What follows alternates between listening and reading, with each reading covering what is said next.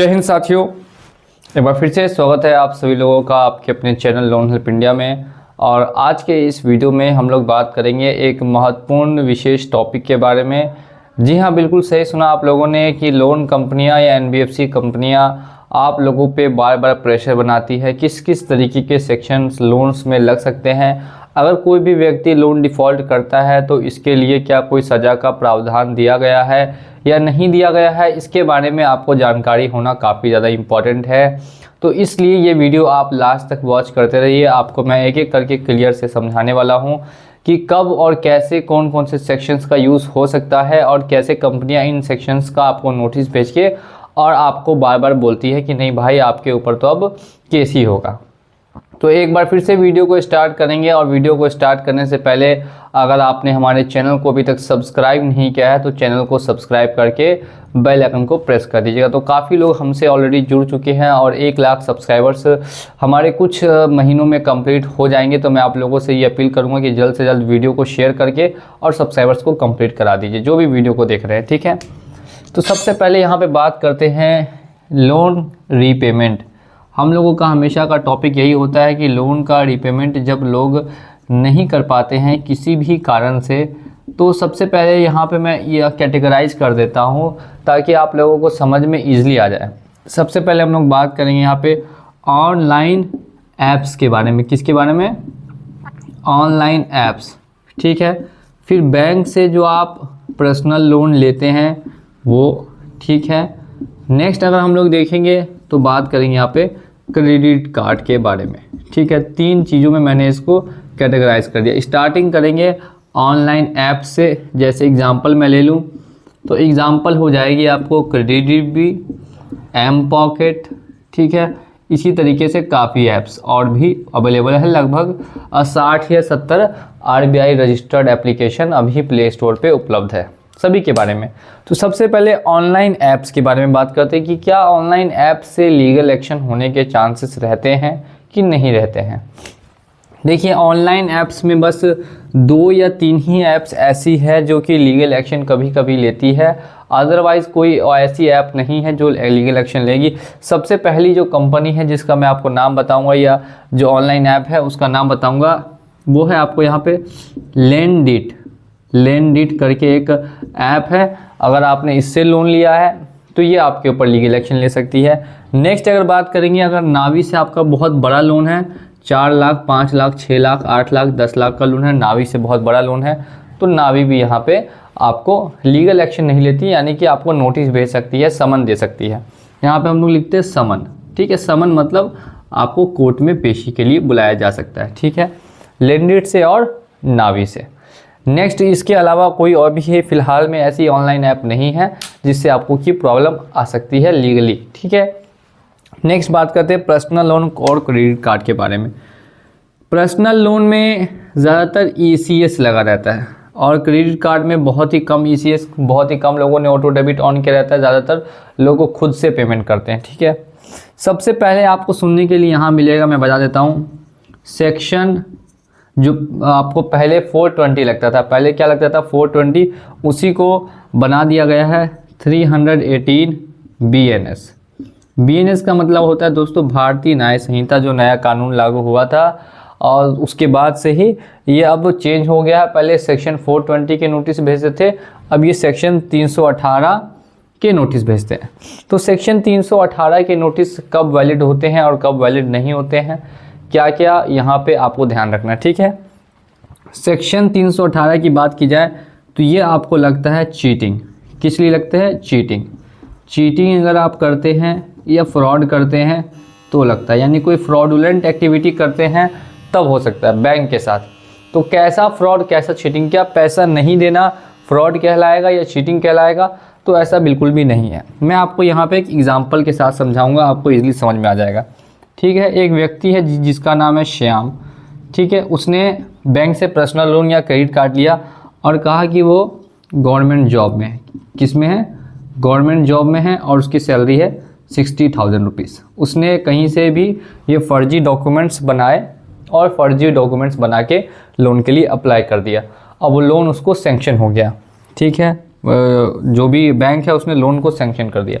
अब अगर ये जो श्याम है वो गवर्नमेंट जॉब में उसने डॉक्यूमेंट बनवाए नकली और वो किसी भी गवर्नमेंट जॉब में नहीं है, वो कहीं पर भी प्राइवेट वर्क कर रहा है और उसकी सैलरी 15,000 है, ठीक है। ये है रियल और ये उसने जो नकली डॉक्यूमेंट बनाया वो। तो अब ये जो एक्टिविटी कहलाएगी इसको हम लोग फ्रॉड कहेंगे, ठीक है। नेक्स्ट चीटिंग का बात करते हैं, ठीक है। ये हो गई आपको फ्रॉड एक्टिविटी। अब नेक्स्ट अगर बात करते हैं चीटिंग। चीटिंग यानी कि यहाँ पे आपको धोखाधड़ी कैसे हो सकती है, जैसे कि आपका नाम जैसे श्याम है और ये श्याम ने क्या किया, मोनू नाम का जो व्यक्ति है इसके डॉक्यूमेंट दिखा दिए, इसके डॉक्यूमेंट दिखाए या बनवाए जैसे भी करके और इसके नाम से लोन सैंक्शन करा लिया, ठीक है। अब इसका नाम क्या है, श्याम है, लेकिन इसने डॉक्यूमेंट बना के क्या कर लिया, मोनू करके फर्जी डॉक्यूमेंट्स बना लिए, फर्जी डॉक्यूमेंट्स बना के और फिर लोन उस पर सैंक्शन करा लिया। तो ये भी दोस्तों एक चीटिंग का केस माना जाएगा। यानी कि अगर कोई फ्रॉड एक्टिविटी करता है, गलत डॉक्यूमेंट्स बनवा के लोन ले लेता है, तो ऐसे में बैंक जो है उसके ऊपर ये सेक्शन लगा सकती है 318 और वो लागू भी हो जाएगा। ये हम लोगों ने बात कर ली सेक्शन 318 के बारे में। अगर आप अपने सही डॉक्यूमेंट्स दिखा के और फिर लोन लेते हैं तो ऐसे में आपके ऊपर ये सेक्शन वैलिड नहीं होता है, ठीक है। ये हम लोगों ने इसके बारे में बात कर ली, ठीक है। अब नेक्स्ट यहाँ पे अगर हम लोग देखेंगे तो नेक्स्ट बात करते हैं, आपको देखने के लिए मिलेगा 2 और सेक्शन है। एक आपको आता है सेक्शन 25 और एक आता है सेक्शन 138। इसके भी काफ़ी चार्जेस और इसके भी काफ़ी नोटिस आपको देखने के लिए मिल सकते हैं। जिनका बड़ा लोन है खासकर उनके लिए ही वीडियो है। 10,000, 20,000, 50,000 रुपये वाले जो लोन है उसके लिए कुछ खास ये वीडियो पर काम नहीं आएंगी। जिनका लेकिन ज़्यादा अमाउंट का लोन है, 1 लाख, 2 लाख, 4 लाख, 5 लाख का एक ही कंपनी से, तो उनके लिए ये वीडियो इंपॉर्टेंट हो सकती है, ठीक है। सेक्शन 25 या सेक्शन 138। अब देखिए सेक्शन 138 कब लगता है, जब आप किसी भी बैंक में एज अ सिक्योरिटी चेक दे देते हैं, कैंसल चेक या ब्लैंक चेक कुछ भी अगर आप देते हैं, तो ऐसे में जो वहाँ पे लगेगा वो सेक्शन 138 लगेगा। और सेक्शन 25 लगती है जब आप ECS यानी कि ऑटो डेबिट अपने अकाउंट से ऑन रखते हैं। क्या रखते हैं ऑन, ऑटो डेबिट, ठीक है। ऑटो डेबिट यानी ECS ऑन रखें या सेक्शन 130 जब आप चेक दे दें तब, ठीक है। तो यहाँ पे इन दोनों का अगर आपने चेक नहीं दिया तो इसका कोई काम नहीं है। ज़्यादातर लोगों ने यहाँ पे ECS ऑन किया रहता है यानी ऑटो डेबिट का ऑप्शन ऑन कर रखा है। तो ऐसे में सेक्शन 25 का समन आ सकता है। कब आ सकता है वो भी बता दूँ, तो आफ्टर बैंक पे डिपेंड करता है। सबसे पहले तो बैंक पे डिपेंड करता है और अगर आप 1 साल तक या 1 से ज़्यादा साल तक उसका ड्यू रखेंगे अमाउंट, तब वो आपको समन करेंगे, ठीक है। समन में मतलब ये नहीं कि आपको डायरेक्ट जाना है और डायरेक्ट आपको फिर जेल हो जाएगी, ऐसा कुछ भी नहीं है। समन पर अगर आप जाते हैं, अगर आपको समन आया है तो फर्स्ट समन पे नहीं गए, किसी कारण से छूट गया तो सेकंड पे जाइए। लेकिन अगर सेकंड पे नहीं गए तो फिर थर्ड में प्रॉब्लम आ सकती है, तो आपको फर्स्ट या सेकंड पे जाना ज़रूरी है, ठीक है। तो समन आया और समन पे आप गए, वहाँ जाके आपको बेल लेकर आनी होगी जिसका खर्चा 10,000 रुपये के अप्रॉक्स आता है, ठीक है।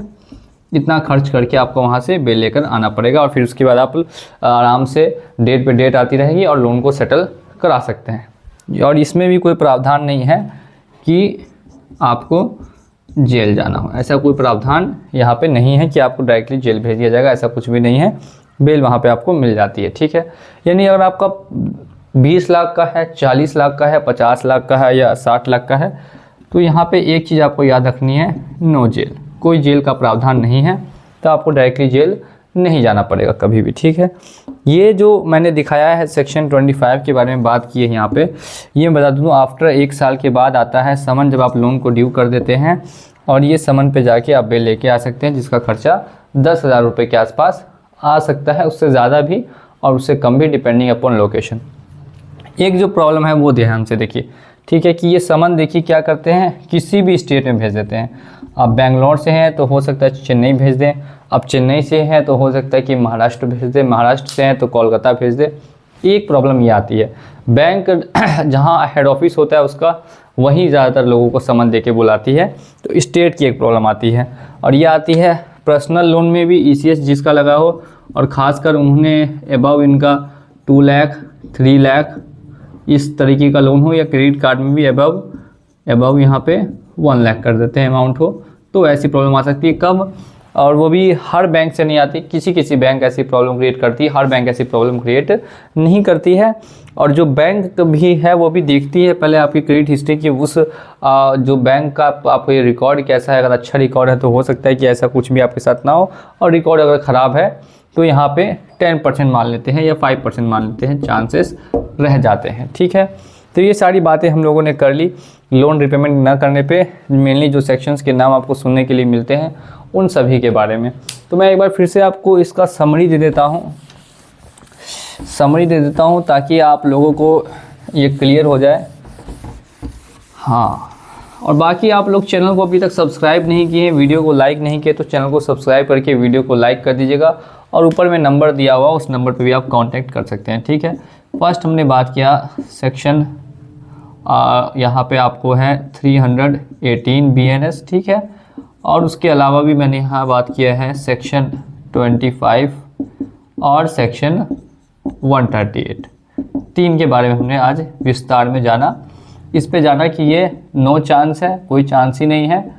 ठीक है, और इसके बाद सेक्शन 25 138 में 138 अगर नो चेक, अगर कोई चेक नहीं है तो इसमें भी नो चांस कर देंगे। और बाकी अगर ECS लगा है तो फिर यहाँ पे जो भी इसकी सुविधाएं हैं वो मैंने आपको बता दी है ऑलरेडी, कि जब आप सेटल भी नहीं कर पाएंगे लोन को, रिटर्न ऑफ हो गया, मान लेते हैं लोन रिटर्न ऑफ क्या होता है, सेटल क्या होता है, ये सब अगर जानना है तो आप हमारी वीडियोस को वॉच कर सकते हैं। लगातार वीडियोस आती रहती है, साथ ही साथ में चैनल को सब्सक्राइब करके रखिए। मिलेंगे अगले वीडियो में बहुत ही जल्द। जय हिंद, जय भारत।